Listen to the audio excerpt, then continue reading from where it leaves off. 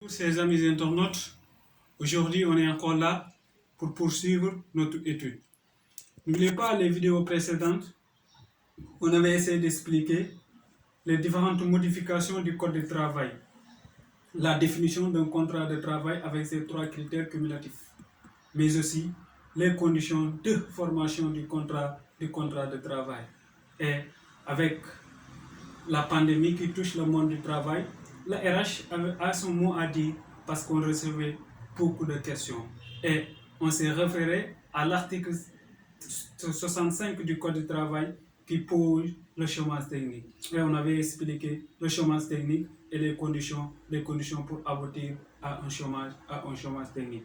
Aujourd'hui, on va essayer de poursuivre notre étude pour parler des différents types de contrats qui existent dans le Code du travail. Nous allons essayer par le contrat d'engagement à essai, autrement dit le contrat, la période d'essai. La période d'essai, mes chers amis, l'article 36 du Code du travail définit la période d'essai parce que le législateur dit l'employeur et l'employé en vue de former un contrat définitif vont se tester mutuellement. Tester mutuellement, mes chers amis, c'est très bien parce que l'employeur va essayer de voir les aptitudes professionnelles de son nouveau recrue. Mais aussi, le nouveau recrue va essayer de voir est-ce qu'il a les ambitions, les conditions de travail sont réunies pour travailler dans cette entreprise. Mes chers amis, l'article 38 pose la durée d'un contrat d'engagement à essai. L'alinéa 2 de cet article nous dit que le contrat d'engagement à essai ne peut être conclu pour une durée supérieure à 6 mois, y compris le renouvellement. Y compris le renouvellement, là, le monde du travail a des catégorisations de travailleurs.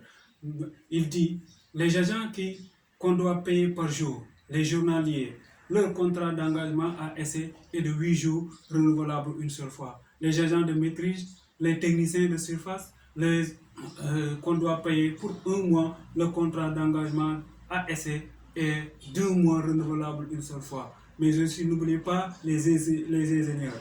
Les ingénieurs, leur contrat d'engagement à essai est de 3 mois renouvelable une seule fois. Mais aussi, mes chers amis, l'article 40 encore a donné un peu d'éclaircissement par rapport au contrat d'engagement à essai. L'article 40 nous dit que les co-contractants peuvent rompre le contrat sans préavis.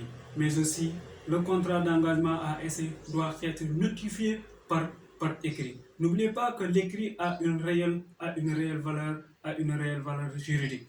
Mais aussi, le contrat d'engagement à essai, l'employeur pour les agents de maîtrise, pour renouveler le contrat d'engagement à essai, il doit les notifier par écrit 5 jours avant la fin du contrat d'engagement à essai.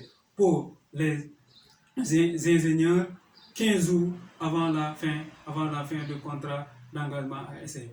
Mes chers amis, le contrat d'engagement à essai peut avoir une suspension. Par exemple, la maladie. La maladie suspend le contrat d'engagement à essai, mais n'oubliez pas que l'employeur a tous les droits de rompre le contrat d'engagement à essai sans préavis. Mes chers amis, pour mieux comprendre les différents types de contrats, veuillez vous abonner sur notre chaîne YouTube. Merci.